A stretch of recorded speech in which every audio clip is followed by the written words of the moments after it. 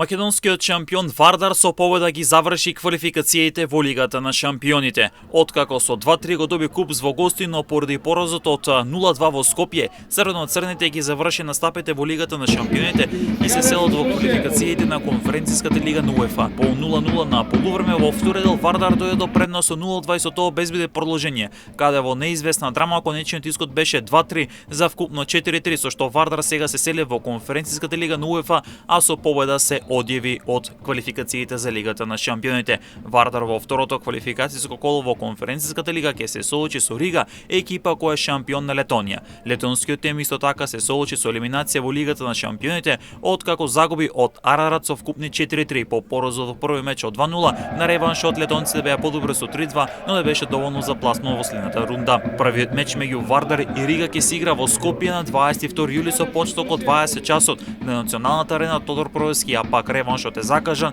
за 28 јули. За Вардар ова ќе биде прв пат да се соочи со клуб од Летонија на европската сцена.